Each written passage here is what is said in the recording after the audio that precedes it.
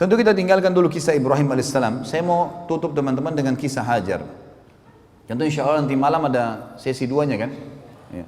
Ini kalau antum mau ikutin tidak selesai-selesai nih kan, panjang ini ceritanya.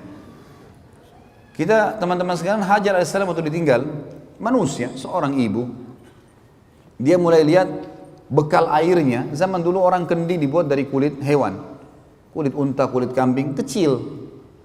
Artinya beberapa sedotan habis.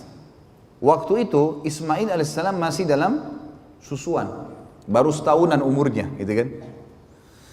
Maka Hajar alaihissalam melihat di sekitarnya, coba ikhtiar sebagai manusia, ada nggak kafilah lewat, ada nggak apa pohon bisa bernaung. Yang beliau lihat di situ gunung yang dia bisa jangkau. Tentu Mekah ada dua gunung besar, As-Suwaida dengan Abi Qubais. Ini sulit, terlalu besar untuk dinaikin. Tapi ada gunung di situ, Safa dan Marwah. Gunung Safa dan Marwah. Ini bukit, gunung bisa terjangkau, bisa manusia bisa naik. Maka Hajar supaya bisa lihat dari jarak jauh, dia naik ke Safa. Naik ke Safa, dia lihat ke arah Marwah. Marwah cukup jauh yang kita tahu kan, itu kurang lebih 1 kilo jaraknya. Maka dia lihat ke sana. Nah teman-teman sekalian, di padang pasir, memang ini sudah menjadi sesuatu yang ilmiah pun sudah diteliti. Jadi ada fata morgana. Antum kalau melihat di padang pasir, teman-teman kalau pernah di Dubai, pernah di Saudi, di musim panas, kita kalau lagi jalan di jalan rayanya, itu dari kejauhan kita seperti lihat ada genangan air. Padahal nggak ada air. Itu fata morgana saja. Jadi itu rupanya pantulan dari wilayah lain yang ada air dengan cahaya matahari, dengan hikmah Allah SWT tentunya.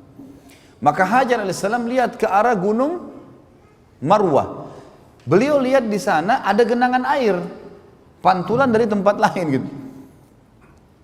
Maka Hajar alaihissalam melihat di sekitarnya semua padang pasir, sana genangan air di Marwah. Dia turun dari gunung Safa menuju ke Marwah. Di tengah-tengah lembah, beliau berlari kecil untuk membantu dirinya supaya bisa naik ke Marwah. Naiklah ke atas. Naik ke Marwah nggak ada air. Dia balik lagi arah matanya ke arah Safa, dilihat di Safa ada air. Turun lagi dari Marwah ke Safa, di tengah-tengah lembah lari lagi untuk naik ke Safa. Begitu terus sampai 7 kali. Dan subhanallah, karena keikhlasan Hajar alaihissalam, ini yang saya bilang teman-teman, kadang-kadang pelajaran seperti ini jarang disinggung. Karena keikhlasan mematuhi perintah Allah pada suaminya dan patuh pada suaminya, kemudian dia berusaha ikhtiar mencari sesuatu buat dirinya hidup, Allah menjadikan perbuatannya itu abadi sampai menjelang hari kiamat. Kenapa? Karena Allah jadikan semenjak itu di syariat Ibrahim alaihissalam, di syariat semua nabi-nabi sesudahnya, dan syariat Nabi Muhammad SAW, sampai hari kiamat terjadi sebuah hukum di haji dan umrah, Safa dan Marwah, sa'i. Artinya setiap orang yang sa'i dipanen pahalanya oleh Hajar alaihissalatu wassalam. Saya subhanallah setiap kali sa'i, saya melihat orang, ribuan orang. Sekarang di Masjid Haram 24 jam, tidak pernah kosong tempat sa'i itu. Sampai dibuat 3 lantai. Ada lantai basement, ada lantai 1, ada lantai 2-nya. Ya, itu sampai penuh semuanya orang sa'i. Saya berpikir berapa banyak pahalanya Hajar alaihissalam. Karena dia pemicunya kan, gara-gara itu keluar sebuah hukum, Allah hormati, dikekalkan. Sebenarnya nanti kita lihat juga waktu Ibrahim alaihissalam bangun Ka'bah, bekas pijakan kakinya disuruh orang sholat di belakangnya, kan gitu. Ini karena menghormati bagaimana perjuangan-perjuangan mereka dalam agama, bagaimana Allah menilai itu. Tinggal butuh patuh saja. Semua bekas kepatuhan dengan keikhlasan akan berbekas menjadi amal jariah yang besar. Itu poin yang harus disadari teman-teman sekalian. Maka Hajar alaihissalam setelah 7 kali bolak-balik ternyata sama, nggak ada. Dan sekarang menjadi sebuah hukum, dari Safa ke Marwah itu selalu hitungannya ganjil tentunya, 1, 3, 5 dan 7. Dari Marwah ke Safa yang genap, putaran kedua, putaran keempat dan putaran keenam. Kadang-kadang kalau saya pandu jemaah haji atau jemaah umroh saya bahasakan begitu supaya nggak lupa. Pokoknya dari Safa ke Marwah selalu putaran kita yang ganjil tuh, yang 1, 3, 4, 1, 3, 5, 7, dan Marwah ke Safa itu yang genap 2, 4 dan 6 gitu. Dan di tengah-tengah lembah sekarang oleh Saudi tentunya sudah ditutup pakai marmer ya. Dulu itu agak cekung, tapi sekarang sudah tutup marmer, jadi sudah mulai agak rata, dan di situ ditaruh lampu warna hijau. Gitu. Ditaruh lampu hijau untuk menjelaskan kalau dulu Hajar di sini berlari kecil, dan kita sunnahnya berlari kecil. Kalau laki-laki disuruh berlari, kalau perempuan ya mempercepat langkahnya atau berlari kecil yang kita bahasakan tadi.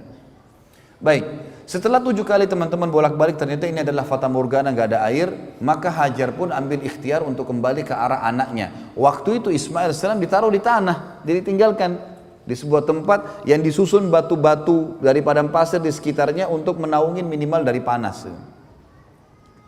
Yang terjadi waktu dia kembali alaihissalatu wassalam, dia melihat di sebelah kakinya Ismail alaihissalam ada mata air. Ada 3 riwayat yang menjelaskan masalah itu, yang 2-nya masih didoifkan para ulama, yang 1 disahihkan. Yang pertama dikatakan air itu keluar dari sentakan kakinya Ismail pada saat menangis, dan ini dilemahkan. Ada riwayat kedua mengatakan keluar dari telapak kakinya untahnya Ibrahim alaihissalam, ini juga dilemahkan. Yang ketiga adalah ini yang disahihkan, Jibril alaihissalam datang dan mengepakkan dengan sayapnya, lalu keluarlah mata air tersebut. Waktu datang Hajar lihat, bayangkan teman-teman kalau kita sa'i sekarang saja dengan kondisi pakai AC, lalu kita sa'i masih haus tuh. Hah? Benar gak? Senyap betul ini. Hah? Ini senyap sudah mau berhenti atau masih mau dengar? Ini sudah 2 jam lebih kita ngomong ini. Masya Allah. Taib. Ala kulli hal, teman-teman sekalian, sekarang saja kalau sa'i, apalagi kalau musim panas, kita butuh air zam-zam, dan diletakkan oleh kerajaan Saudi, Masya Allah, jazakumullah khair, dengan air zam-zam banyak. Bayangkan zaman dulu Hajar alaihissalam, plong terbuka, tidak ada atap, lari-lari nyari air dari 7 kilo nih, sekilo itu ke 7 kilo, lari, kembali, begitu lihat mata air, kira-kira apa yang terjadi? Hajar alaihissalam buru-buru mendatangi air tersebut, karena dia tahu dia cuma 2 sama anaknya. Lalu dia membuat bendungan dari tanah padang pasir sama tangannya. Alaihissalatu wassalam, dibuat bendungan sambil dia mengucapkan bahasanya orang Babilonia. Maaf, bahasanya orang Mesir. Bahasa asli Kipti. Dia mengatakan zam. Apa artinya itu? Berkumpullah. Gitu kan? Kata ulama, karena ucapan kalimatnya saja ini Hajar alaihissalam, ini pelajaran kedua, amal jariah yang besar. Semenjak kalimat zam-zam keluar dari mulut setiap orang, Hajar panen pahalanya. Lihat ibrah yang luar biasa itu. Bagaimana orang panen pahala hanya karena ketulusan kepada Allah. Sedikit bergerak, pahalanya berlipat-lipat. Gitu kan? Tentang sholat duha misal, saya kasih contoh keluar dari sini. Kata Nabi SAW, di dalam tubuh manusia ada 360 sendi. Kalau dia harus bersedekah untuk 360 sendinya sebagai tanda syukur kepada Allah agar sendi-sendinya bisa bagus, bertahan. Dan 2 rakaat sholat duha menutupi sedekah 360 sendi. Mana bisa berimbang 2 rakaat sholat duha 5 menit ya, menutupi sendi kita yang 360 sendi semuanya aman. Seharian itu dijamin sampai besok lagi. Nggak berimbang. Hadis Muslim yang ini dikatakan, siapa yang berpuasa 1 hari untuk Allah, gitu kan, Allah akan jauhkan dari neraka sejauh 70 tahun. Kan sedikit bergerak, balasannya luar biasa. Lalu kenapa antum tidak berbuat amal saleh? Ayo.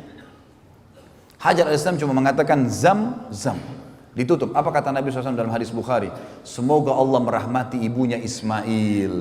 Kalau dia tidak menahannya, tidak membuat bendungan tadi, maka zam-zam akan menjadi lautan yang luas. Subhanallah teman-teman, kalau antum tahu zam-zam itu luar biasa. Sumur dibuat oleh kerajaan Saudi, maksudnya di sumur itu dirapiin lah ya sekitarnya. Itu ada ditaruh tanda, gitu. Air zam-zam ini tiap hari berapa juta kubik tuh diambil. Berapa banyak orang yang minum? Bukan cuma orang Mekah, ini kalau sumur biasa sudah kering, gitu kan? Itu dikuras teman-teman, diambil. Airnya akan turun hanya sampai ke garis itu, nggak pernah sampai habis ke mata airnya, nggak. Ini dikuras dengan alat sedot yang kuat ya, itu cuma kurang sampai di situ. Dan kalau dia setelah itu hanya hitungan, kalau tidak salah saya baca itu 11 menit. Diadakan penelitian, 11 menit kemudian teman-teman sekalian, dia akan kembali ke titik yang sudah ada di bibir sumur itu. Tidak pernah lebih, tidak meluap, selalu ada di situ dengan hikmah Allah. Luar biasa zam-zam itu. Makanya kata Nabi SAW, zam-zam liman syuribalah. Bukan cuma itu, zam-zam sesuai dengan niat orang yang meminumnya. Sampai Imam Syafi'i mengatakan apa? Saya minum zam-zam dengan minta 3 hal. Minta agar panahan saya tidak meleset. Jadi beliau hobi berburu, gitu kan? Beliau mengatakan, saya minum zam-zam minta agar panahan saya tidak meleset. Dan sebenarnya itu tidak pernah meleset panahan saya. Yang kedua, saya minta agar dijadikan sebagai ulamanya muslimin. Saya pun tidak kenal Imam Syafi'i rahimahullah. Dan yang ketiga, saya minum zam-zam minta masuk surga. Orang faham, ulama faham tentang masalah hadis Nabi SAW, zam-zam luar biasa. Dan semenjak orang minum zam-zam, ya, maka hajar pun panen pahalanya. Jadi penyebutan namanya sendiri, air zam-zam, itu sudah cukup. Dia menyebutkan. Kemudian Ismail alaihissalam diberikanlah minum oleh Hajar alaihissalam. Kemudian setelah minum teman-teman sekalian, pada waktu itu juga, ini di pagi hari, pada waktu itu juga terjadilah sebuah kejadian kecil. Kejadian kecil ini teman-teman sekalian adalah pecahnya bendungan Ma'rib.